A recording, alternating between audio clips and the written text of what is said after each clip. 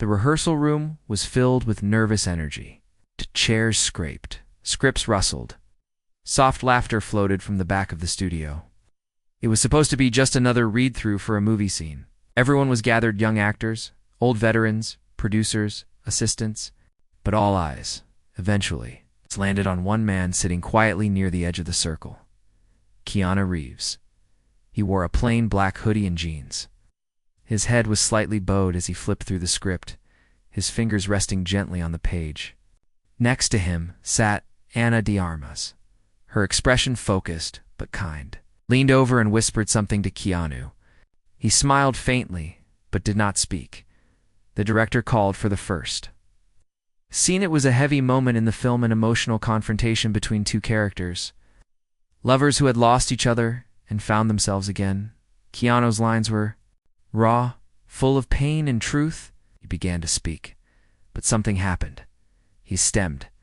His voice, usually so calm and steady, trembled. He paused longer than expected after a line. One of the younger actors in the back let out a quiet chuckle. Someone else tried to hush them, but it was too late. The room shifted. The air changed. Keanu stopped speaking. He looked up. The room had gone still. Let's take it from the top, the director said quickly, trying to smooth the moment. Keanu nodded without complaint. He started again. This time he reached the next line, but again his voice cracked. Swallowed hard and kept going, but it was there again. The slight stammer, the slow pace, the pause before certain words. Somewhere near the back, more laughter. It wasn't loud, but it was sharp. Mean. It stuck to the walls of the room. Ana glanced over, her eyes narrowing slightly. She leaned closer to Keanu again, not saying anything, just being present. Her hand rested gently on the side of her script. Cut, the director called. Okay, take 5. The moment fractured. People stood, stretched, talked in low voices. The ones who laughed avoided eye contact.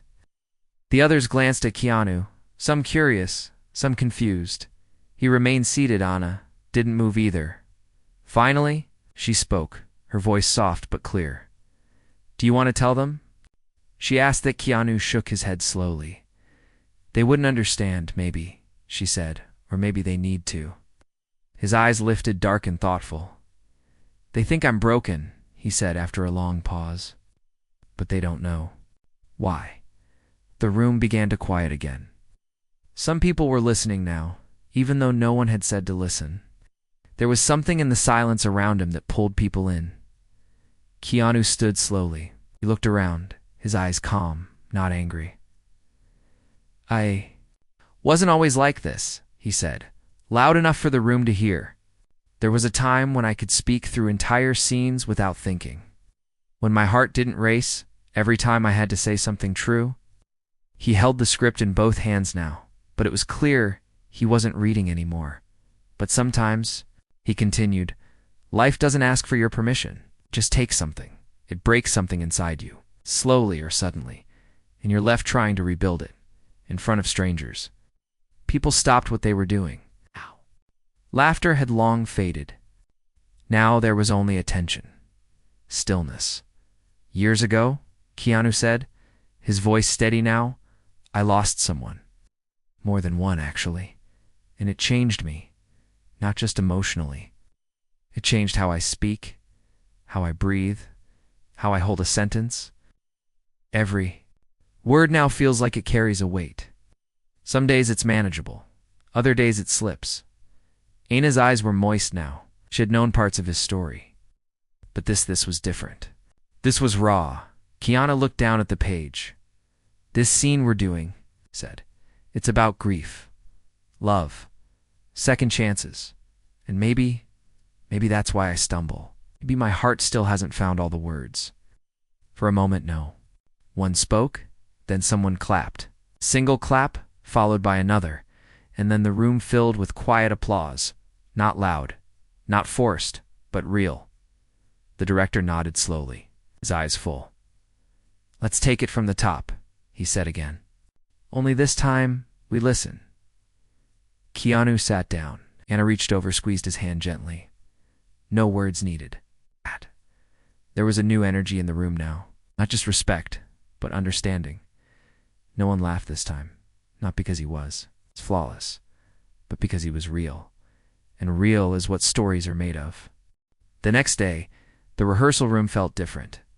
People came in more quietly. They greeted Keanu with nods instead of stares. Even the youngest actors who had laughed before kept their eyes down and their voices soft. The space that once echoed with quiet judgment now held something else: respect. Keanu walked in a few minutes early, script in hand. But today he wasn't alone. Anna was beside him, like always, but behind them came an older woman. She had gray streaks in her dark hair, a kind smile, and eyes that had seen many stories unfold. This was Martha, the acting coach brought in just for emotional scenes. But Keanu didn't seem to need her today. He sat down, placed his script on the table, and looked around the room. "Before we begin," he said softly, "I want to thank all of you." The director raised an eyebrow. Others paused mid-conversation. "Thank us for what?" someone asked gently. Keanu smiled. "For listening," he said. "It doesn't happen often these days. People hear, but they don't really listen. Yesterday, you did. And that helped more than you know." There was silence again, but this time it wasn't awkward. It was peaceful. Anna stepped forward. Next, she looked toward the same young actors who had laughed. Not with anger, but with something stronger: empathy. "We all have moments when we forget the weight others carry," she said. "This is our chance to do better, for each other, for the story." The director nodded. "Scene 42, he called. "Keanu and Anna, whenever you're ready." They stood across from each other, just like in the script. The room dimmed slightly as the lights were adjusted. The scene was tense, to lovers reunited after years of silence and pain. Keanu took a deep breath, and this time his voice didn't stutter. He didn't rush. He didn't force the emotion. He just was. Each line came with truth, like he was pulling it straight from a place deep inside him. There was a rawness in his eyes that silenced every breath in the room. When he said, "I never stopped loving you," no one heard an actor, they heard a man who had known.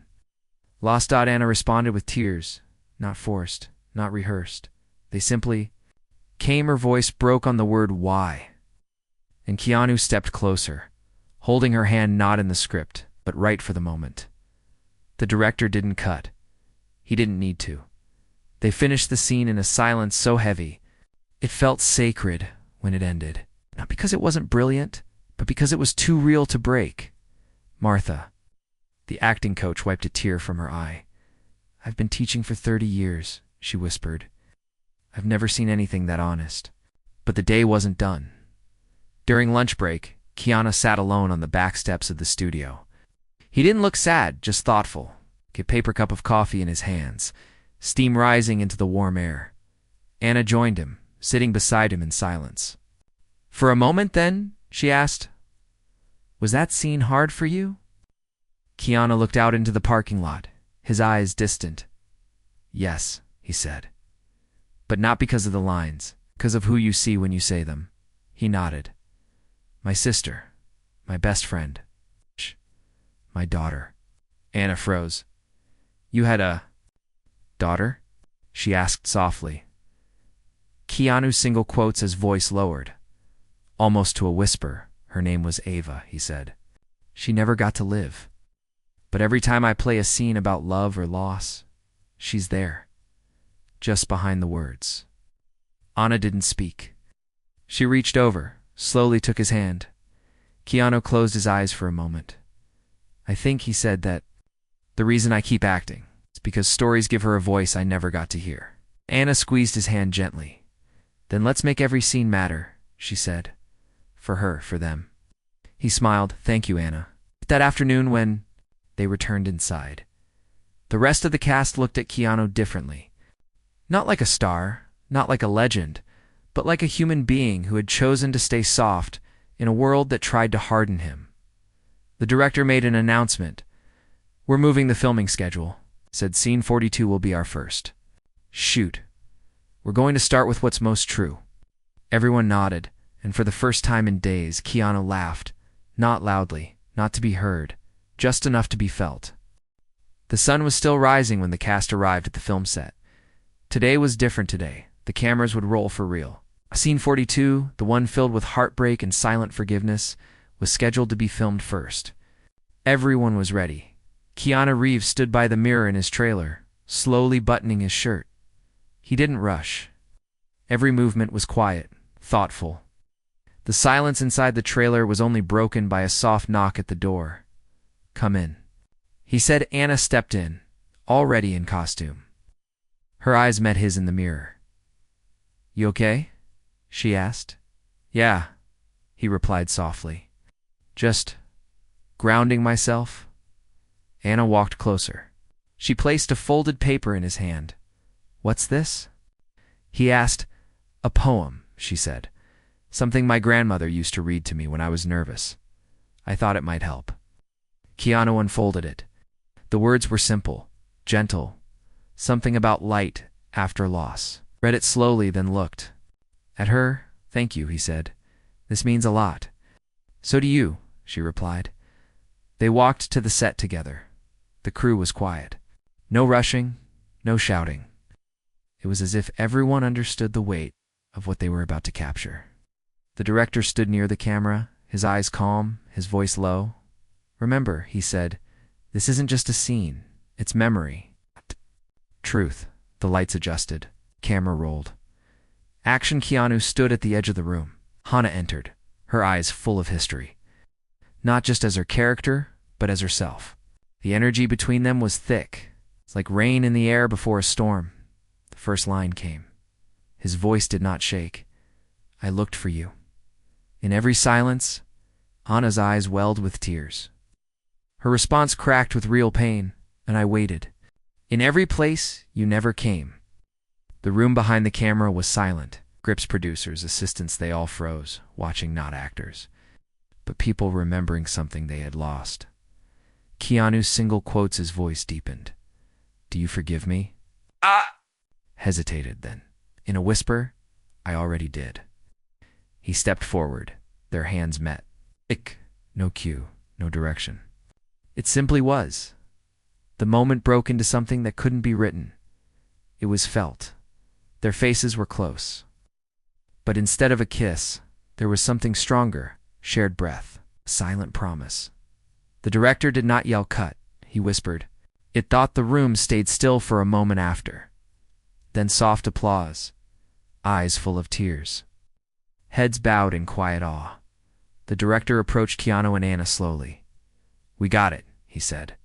"First take, no reshoots." Keanu nodded, then stepped away.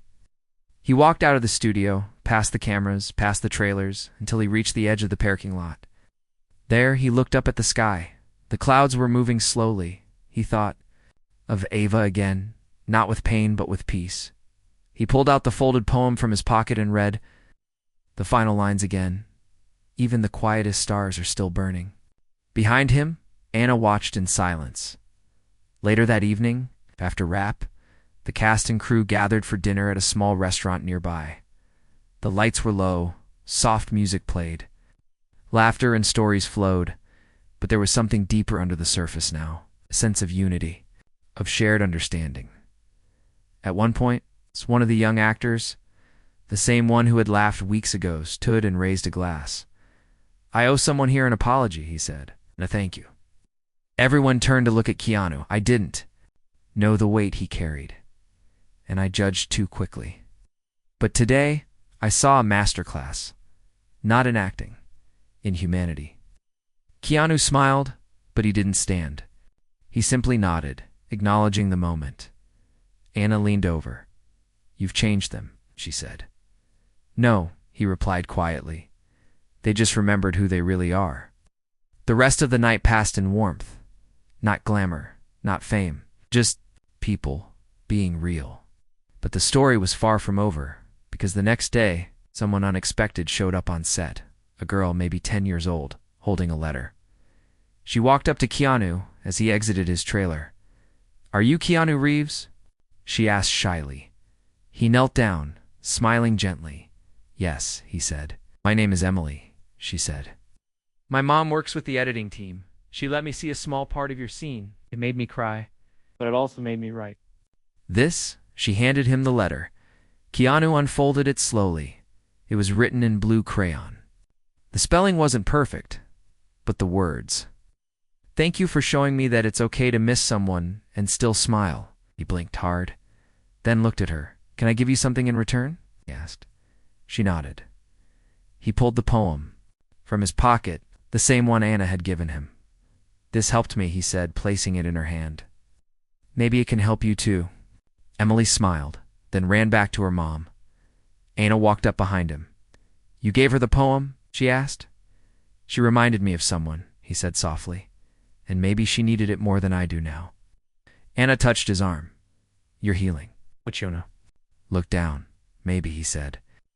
Or maybe I'm just remembering how to live again. The camera crew inside had watched the entire thing. They didn't record it, but they would never forget it. Filming continued over the next few weeks. The movie was halfway done now. But something had changed since that first emotional shoot. The cast wasn't just a group of actors anymore. They had become something deeper, a family. Even the crew moved differently, with care, purpose. But underneath the calm, something else was growing too. Pressure. The studio executives were watching closely. They wanted perfection. They wanted headlines. And most of all, they wanted speed. Every day behind schedule meant more money lost. Whispers began to swirl about delays, about tension, about whether the film was too emotional to sell. One morning, Keanu walked into the studio and found the director standing in the middle of the set, script in hand, pacing. The lines on his face were deeper than usual. Morning, Keanu said softly. The director looked up. We need to talk. Keanu raised an eyebrow. Studio wants changes, the director said. They're nervous. About what? 42, Keanu blinked. We already filmed it. They want to cut it, the director said, his voice tight. They say it's too slow, too personal. They want something more. It's dramatic, louder, more marketable. Keanu didn't answer right away. He stared at the floor. Then he looked up. We don't make stories to be loud, he said. We make them to be honest. I know, the director replied. Honesty doesn't always sell. But Keanu took a deep breath. I'll talk to them. The director's eyes widened. You sure? If I don't, who will? Keanu flew to Los Angeles the next day. He walked into the boardroom quietly, wearing the same black hoodie he always did. Executives sat around a long glass table, polished, sharp, numbers and schedules on the screen behind them. Keanu, one of them said, thanks for coming. Let's get straight to it. We love your performance. Don't get us wrong, but Scene 42 isn't testing well with early viewers. We're thinking of replacing it with something more exciting. Keanu sat down. His voice was calm. Scene 42 is the heart of the film. Maybe, another executive replied, but this is about business. The scene is slow. People want fast. Keanu leaned forward. Fast doesn't mean real, he said. Silence. He reached into his bag and pulled out the letter from Emily, the little girl with the crayon writing. He placed it on the table. This letter, he said, was given to me after that scene. Not because it was dramatic, not because it was loud, but because it was true. He looked each of them in the eye. Many loud movies do you remember from last year? He asked. They shifted. Now ask yourselves how many honest ones stayed with you. No one replied. Keanu continued. We talk about stories that change lives, but when it's time to tell those stories, we flinch. Stood. I won't. Redo that scene. I won't fake it. If you want someone else to do it differently, find someone else. The room stayed silent as he walked out. Back on set, the news spread fast. Keanu had stood up to the studio. People cheered quietly in corners, not loudly, not publicly, but with pride. Anna found him near the wardrobe trailer later that day. You did it? She asked. I said what needed to be said, he replied. What if they drop the project? Keanu shrugged. Then they drop it. But I didn't come here to lie. Anna looked at him for a long time. You're brave. No, he said. I'm just tired of pretending that truth isn't valuable. Days passed, then the call came. The studio wasn't cutting Scene 40-2. They weren't firing Keanu instead. They were pushing the film's trailer early to highlight that very moment, The truth had won, and something else happened too. That scene, the one everyone doubted, started spreading. Someone on set had leaked it, maybe by accident, maybe on purpose. But soon, short clips of it were everywhere. On phones, on laptops, on TV. People who had never cried during a film before. Cried comments poured in. This isn't just acting. This is healing. My father died last year. This scene helped me grieve. Keanu showed me it's okay to feel again. Anna sat in her trailer late one night, scrolling through messages. Her eyes were red, her heart full. She looked up when Keanu entered. "Have you seen the comments?" she asked. "Some," he said. "People love it. They're connecting. Because you told the truth." Keanu sat down beside her. "Then it was worth it," she smiled. "Everything you've been through. You've turned it into something beautiful." He looked at her, and for the first time in weeks, he allowed himself to believe it. Maybe the pain wasn't just pain. Maybe it was purpose. Maybe stories like this were why he was still here. And somewhere in the quiet, he whispered, "Thank you, Ava." Anna didn't ask who he was. Thanking, she already knew. The trailer dropped at midnight. No big announcement? No. Press conference, just a quiet upload to the studio's official page. By morning, it had crossed 3 million views. By noon, 10 million. By the end of the day, it wasn't just a trailer.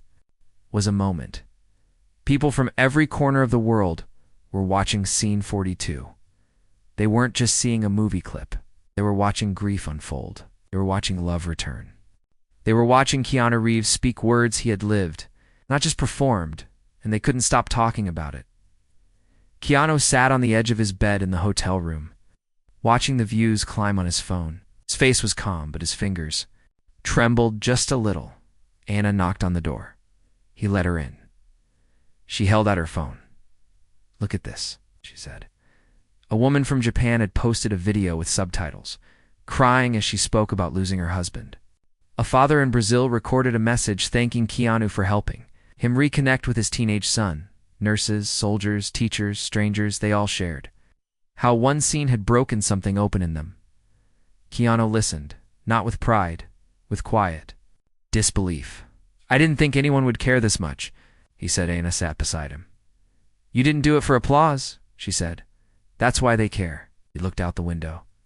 "I just told the truth. And that," she whispered, "is more rare than any talent." But just as the light grew, so did the shadows. Keanu's past, the one he had never spoken of publicly, began to surface. The media dug deep. Old interviews, forgotten photos. Quiet tragedies he had kept private were now headlines. Keanu Reeves's real-life loss mirrors emotional film scene. Scene 42 may be based on his own daughter's memory.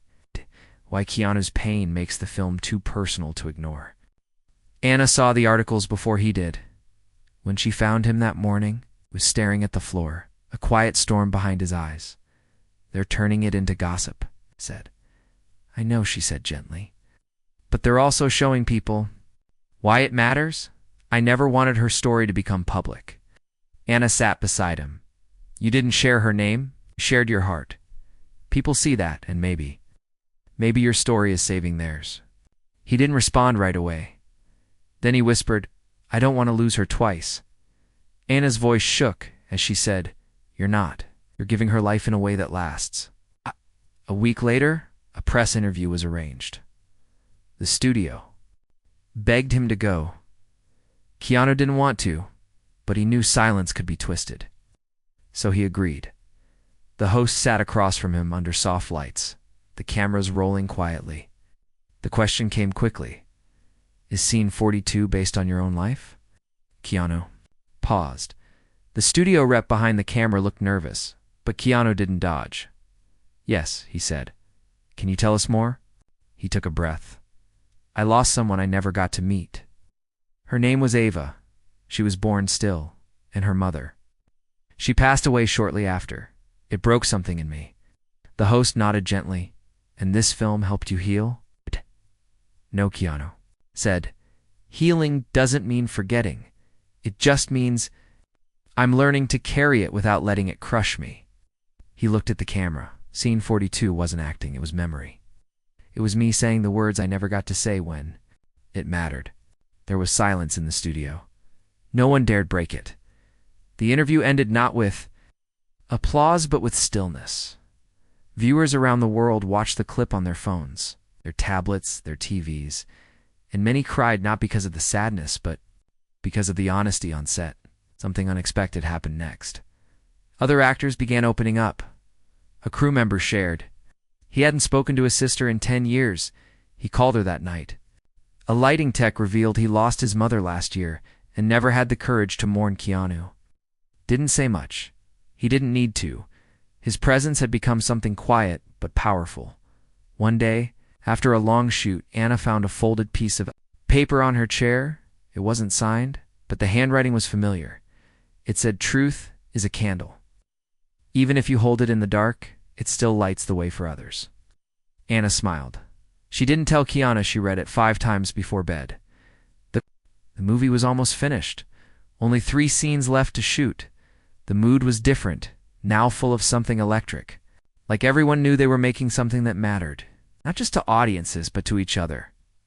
On the final week, Emily, the little girl from earlier, returned to set with her mom. This time, she brought something new. A drawing. It showed a man holding a small glowing star in his hands. The star had a tiny name written inside Ava. She handed it to Keanu. "I thought she should shine forever," Emily said. Keanu couldn't speak. Not right away. He just pulled her into a gentle hug. "She does," he whispered. "Thank you for helping me see that." Keanu stood nearby, wiping tears from her face. She had watched this man walk through pain and turn it into light. And soon, the whole world would see it too. The final day of filming arrived quietly. No fireworks, no grand speeches, just soft morning light spilling across the empty soundstage. Crew members moved slowly, carefully, like they didn't want the day to end. It wasn't just the last scene, it was the last chapter in a journey that had changed them all. Keanu walked in early. As always, he greeted every crew member by name. He handed coffee to the youngest assistant. He smiled at the lighting guy whose mother had passed last year. These weren't things written in scripts. They were habits of someone who knew what it meant. To carry quiet pain and to meet others with gentle kindness. Anna joined him just before the call time. She looked at him for a long moment, then said, "We started as actors. Out. Now we're storytellers." Keanu gave a small smile. "And the story? Matters." They nodded together, like a silent promise. The final scene wasn't dramatic. No car chases, no explosions, just 2 people sitting on a bench in the film's last frame. Their characters had survived. Grief. They had found each other again, and now. They sat in stillness, watching the sun rise. The director gave the signal. Cameras rolled, and Keanu, without looking at Anna, whispered, "Do you think we ever really heal?" Anna's voice was soft but steady. "No," she said, "but I think we learned to live again." Keanu blinked. A tear slipped down his cheek, real, unplanned. He didn't wipe it away. The director didn't say cut for a long time. He let the silence speak, and when the scene ended, everyone stood, not for applause, but for reverence. That night, there was no rap party. Keanu didn't want one. Instead, he invited the crew to a quiet rooftop. No music, just stars and stories. Someone brought a guitar, someone else made tea, and they all sat around as Anna stood to speak. "We didn't just make a film," she said. "We made something honest, something real." Did it because one person decided to tell the truth. She looked at Keanu. He didn't stand. He didn't need to. His eyes glistened in the dim rooftop light. "I just wanted to give her a voice," he said softly. "For Ava. No one asked for more. It was enough." Months passed. The film released quietly. No flashy billboards, no loud commercials, just a trailer. A name and the story that had already touched millions. Scene 42 became a symbol. Schools showed it in classes about grief. Therapists used it to help clients open up. Parents watched it with their children. People stopped Keanu on the street, not to ask for autographs, but to say thank you. One man cried as he told Keanu that scene helped him. forgive himself for walking away from his dying brother. A woman wrote that she hadn't cried in 10 years until that scene cracked something open in her and Emily. Little girl with the drawing. She became a writer. Years later, she wrote a book titled The Star in His Hands. The dedication read, "For the man who showed the world that truth heals." On the anniversary of the film's release, Keanu visited a quiet hilltop where he had planted a tree for Ava. He brought a candle and a photo, not of her. He had none, but of the drawing Emily gave him. He placed it at the base of the tree. The wind was soft, the branches swayed. He closed his eyes and whispered, "Your voice was heard." The stars blinked overhead, and for the first time in years, he felt whole. Not because the pain had gone, but because it had found a place to rest. The film won awards, but that wasn't what people remembered. They remembered the scene. They remembered the truth. They remembered the man who didn't perform for applause but for healing. Anna once said to a reporter, "He didn't just act the part, he lived it. By living it, he helped the rest of us remember how to live too." And in the hearts of millions, Keanu Reeves became something far more than a star. He became a reminder that pain can speak softly, that truth can light the way, and that love, even when lost, can still echo through the silence forever.